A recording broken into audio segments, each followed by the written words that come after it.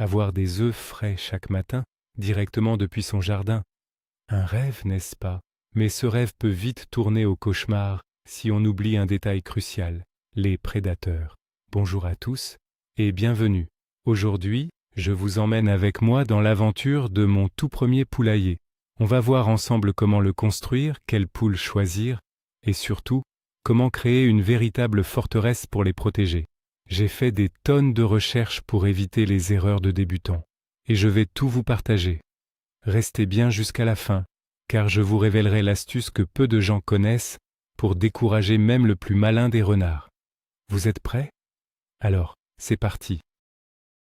Tout a commencé par une simple idée, manger mieux et retrouver un lien avec la nature. J'en avais assez des œufs de supermarché, souvent pâles et sans beaucoup de goût. Je voulais retrouver la saveur authentique des produits de la ferme, savoir exactement ce que je mange. L'idée d'aller chercher mes propres œufs le matin encore tièdes était devenue une véritable obsession. Mais avant de penser à l'omelette, il fallait penser à la maison des poules. Je ne voulais pas faire les choses à moitié. Mon objectif était simple, créer un paradis pour mes futures poules, un endroit où elles seraient heureuses, productives et surtout en parfaite sécurité. Car le plus grand stress quand on se lance, c'est la peur de retrouver un matin une scène de crime à la place de son joli poulailler. C'est pourquoi la sécurité a été le mot d'ordre de tout ce projet. La première étape, avant même de toucher un seul outil, c'est la planification. Et tout commence par le choix de l'emplacement idéal. Ce n'est pas une décision à prendre à la légère, car elle aura un impact sur la santé de vos poules et votre propre confort. J'ai cherché un endroit qui bénéficie du soleil du matin, essentiel pour réchauffer le poulailler après la nuit et pour que les poules puissent prendre leur premier bain de soleil. Mais il fallait aussi une zone d'ombre pour les chaudes après-midi d'été, grâce à un arbre ou un auvent. L'emplacement doit également être à l'abri des vents dominants. Un autre point crucial est le drainage. Il faut éviter les zones où l'eau stagne après la pluie, car l'humidité est l'ennemi numéro 1 de la santé des poules. J'ai donc choisi une partie légèrement surélevée de mon terrain. Pensez aussi à la distance par rapport à votre maison, assez proche pour y aller facilement tous les jours, mais assez loin pour ne pas être dérangé par les odeurs ou le bruit. Et bien sûr, respectez vos voisins en vérifiant la réglementation locale sur l'élevage de poules. Une fois l'emplacement validé, la grande question se pose. Construire soi-même de A à Z ou acheter un poulailler en kit? Les deux options ont leurs avantages. Le kit est souvent plus rapide à monter et ne demande pas de compétences avancées en bricolage. C'est une bonne solution si vous êtes pressé ou peu outillé. Cependant, ils sont souvent faits de bois fin et peuvent manquer de robustesse sur le long terme, surtout face à un prédateur déterminé. De mon côté, j'ai opté pour un entre-deux. Je suis parti de plans trouvés en ligne, que j'ai adaptés à mes besoins spécifiques. Cela m'a permis de choisir des matériaux de qualité, plus épais et plus résistants, et de dimensionner le poulailler exactement comme je le souhaitais. J'ai pu intégrer dès la conception des éléments de sécurité que l'on ne trouve pas toujours sur les modèles du commerce. Certes, cela demande plus de temps et d'efforts, mais le résultat est un poulailler sur mesure, durable, et que je sais parfaitement sécuriser. C'est un investissement en temps qui, à mon avis, en vaut vraiment la peine pour la tranquillité d'esprit. Maintenant, passons au concret, la construction des fondations. C'est l'étape la plus importante pour la protection contre les nuisibles qui creusent, comme les renards, mais aussi les rats ou les belettes. Une simple clôture ne suffit pas. L'erreur classique est de poser le poulailler directement sur le sol. Un renard peut creuser plusieurs dizaines de centimètres en quelques minutes. Pour contrer cela, j'ai mis en place une double protection. D'abord, j'ai construit le poulailler sur des parpaings pour le surélever du sol. Cela empêche le bois de pourrir au contact de l'humidité et crée une première barrière physique. Ensuite, et c'est le point le plus crucial, j'ai installé un grillage à mailles fines et solides, non seulement sur les côtés de la volière, mais aussi sous toute la surface du parcours extérieur. J'ai creusé une tranchée d'environ 30 cm de profondeur tout autour de la volière. J'ai enterré le grillage verticalement, puis je l'ai recourbé vers l'extérieur sur une vingtaine de centimètres avant de le recouvrir de terre. Ainsi, si un renard essaie de creuser le long de la paroi, il tombera sur cette barrière métallique infranchissable. C'est une technique redoutable. Une fois l'extérieur sécurisé, il faut penser au confort intérieur. Un poulailler doit être un lieu de repos sûr et confortable. 2 éléments sont indispensables, les perchoirs et les pondoirs. Les poules ont un instinct naturel qui les pousse à dormir en hauteur pour se protéger des prédateurs. Les perchoirs doivent donc être l'endroit le plus élevé à l'intérieur du poulailler.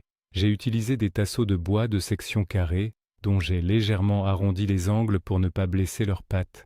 Il est important de les placer à différentes hauteurs si possible, et de s'assurer qu'ils sont tous plus hauts que les pondoirs, sinon les poules risquent de dormir dans les nids et de les salir.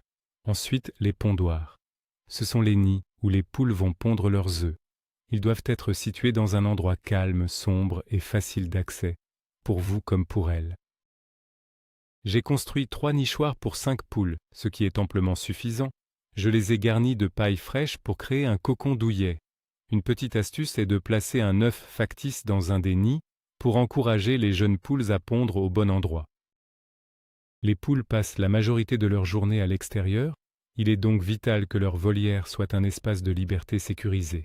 La règle générale est de compter au minimum 1 mètre carré par poule, mais plus il y a d'espace, mieux c'est. Un espace plus grand réduit le stress, le piquage entre les poules et leur permet de gratter le sol à la recherche d'insectes, ce qui est essentiel à leur bien-être. Ma volière fait environ 10 mètres carrés pour 5 poules. La hauteur est également importante. J'ai fait en sorte qu'elle soit assez haute pour que je puisse y entrer debout, ce qui facilite grandement le nettoyage et l'entretien. Pour la clôture, j'ai utilisé le même grillage solide que pour les fondations. Mais la protection ne vient pas que du sol. Il faut aussi penser aux prédateurs aériens, comme les buses ou les faucons. J'ai donc entièrement recouvert le toit de la volière avec un filet de protection solide. Ainsi, mes poules peuvent profiter de l'extérieur en toute sécurité du matin au soir, sans que j'aie à m'inquiéter d'une attaque venue du ciel ou de sous la terre. Parlons plus en détail de l'élément qui fait de votre poulailler une véritable forteresse, le grillage. Tous les grillages ne se valent pas, et choisir le mauvais peut avoir des conséquences dramatiques. Le grillage à poules classique, avec ses grandes mailles hexagonales, est une très mauvaise idée. Il est trop fin et un renard peut le déchirer avec ses dents. Une belette ou un jeune mustélidé peut même passer à travers les mailles. Pour une sécurité maximale, il faut choisir un grillage soudé, à mailles carrées ou rectangulaires, avec une épaisseur de fil d'au moins 1,2 mm. La taille des mailles est tout aussi importante. Elle ne doit pas dépasser 13 par 13 mm. Cela empêche même les plus petits prédateurs de passer. Pour la fixation, n'utilisez pas de simples agrafes. J'ai utilisé des crampillons galvanisés, que j'ai enfoncés profondément dans les poteaux en bois tous les 10 cm. J'ai également doublé les zones les plus sensibles, comme le bas de la clôture et les angles. C'est un travail méticuleux, mais c'est le prix de la tranquillité. Un bon grillage est un investissement non négociable. Maintenant que la maison est prête, il est temps de choisir ses habitantes. Le choix des races de poules est une étape passionnante. Il existe des centaines de races, chacune avec ses caractéristiques. Il faut se poser les bonnes questions. Est-ce que je veux principalement des œufs? Est-ce que je cherche des poules calmes et familiales, surtout si j'ai des enfants? Est-ce que j'habite dans une région froide? Pour ma part, je cherchais de bonnes pondeuses, robustes et avec un caractère facile. Après de nombreuses recherches, mon choix s'est porté sur 3 poules Sussex, réputées pour être d'excellentes pondeuses et très douces, et 2 poules Marans, qui pondent de magnifiques œufs couleur chocolat et sont également très résistantes. C'est un bon mélange pour commencer. Je me suis assuré de les prendre chez un éleveur sérieux qui garantit des animaux en bonne santé et bien démarrés. N'hésitez pas à poser des questions à l'éleveur sur leur alimentation et leurs habitudes. Choisir les bonnes guerrières, c'est mettre toutes les chances de son côté pour une cohabitation harmonieuse. Le grand jour est arrivé. L'arrivée des reines dans leur nouveau royaume. C'est un moment délicat, car les poules sont des animaux sensibles au stress.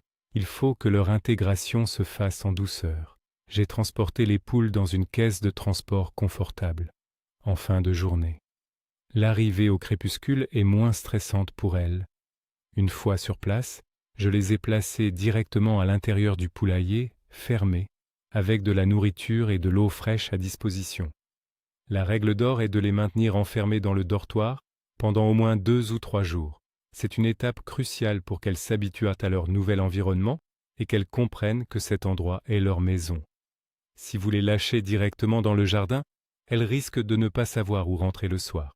Pendant ces premiers jours, je leur rendais visite souvent, en leur parlant doucement pour qu'elles s'habituent à ma présence. Le matin du 3e jour, j'ai ouvert la trappe. Voir leur première sortie dans la volière était un moment magique. Beaucoup de gens pensent qu'avoir des poules demande énormément de travail, mais en réalité, avec une bonne organisation, c'est très simple. La routine quotidienne prend moins de 10 minutes. Le matin, j'ouvre le poulailler, je vérifie qu'elles ont assez de nourriture et je change leur eau. Il est primordial que l'eau soit toujours propre et fraîche. C'est la clé pour les garder en bonne santé. J'utilise un abreuvoir sur pied pour éviter que l'eau ne soit souillée par la litière. Pour la nourriture, je leur donne un mélange de céréales complètes, spécialement conçues pour les pondeuses. Le soir, je m'assure que toutes les poules sont bien rentrées avant de fermer hermétiquement la porte. Une fois par semaine, je fais un nettoyage plus approfondi.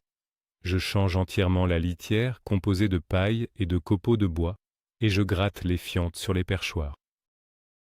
Cette litière souillée va directement au compost et c'est un excellent activateur. C'est un cercle vertueux qui profite à tout le jardin. Avoir des poules, ce n'est pas une corvée, c'est un petit rituel agréable. Enfin, abordons le sujet qui angoisse le plus, la surveillance nocturne et la hantise du renard. La nuit est le moment où les poules sont le plus vulnérables. La première ligne de défense est une porte de poulailler solide et bien fermée. Mais on peut oublier ou être absent un soir. C'est pourquoi j'ai investi dans une porte automatique. C'est un petit boîtier avec un capteur de luminosité qui ouvre la trappe au lever du soleil et la ferme au crépuscule. C'est une tranquillité d'esprit absolue. Mais j'ai ajouté une sécurité supplémentaire, et c'est l'astuce que je vous avais promise. J'ai disposé tout autour du poulailler des objets avec mon odeur. J'ai par exemple accroché de vieux t-shirts usés. Certains utilisent aussi de l'urine humaine ou des cheveux. Le renard a un odorat extrêmement développé et il est très méfiant. La présence d'une forte odeur humaine régulière dans une zone l'incite à ne pas s'approcher. Combiné à une structure physique imprenable et une porte automatique, c'est une des meilleures stratégies pour dormir sur ses deux oreilles et savoir ses poules en parfaite sécurité. Et voilà, le projet est terminé. Le poulailler est plus qu'une simple cabane, c'est une forteresse. Les poules ne sont pas juste des animaux, elles sont devenues une partie de notre quotidien. Le son de leur caquettement le matin est devenu la meilleure des sonneries de réveil.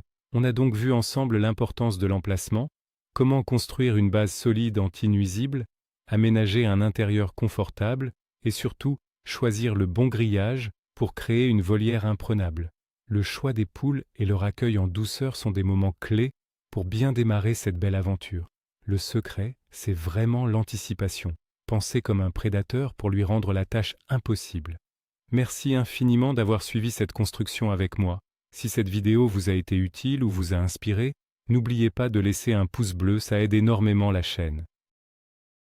Et bien sûr, abonnez-vous pour ne pas manquer les prochaines vidéos où l'on récoltera, je l'espère, nos tout premiers œufs. Et vous, avez-vous déjà des poules? Ou est-ce un projet qui vous tente?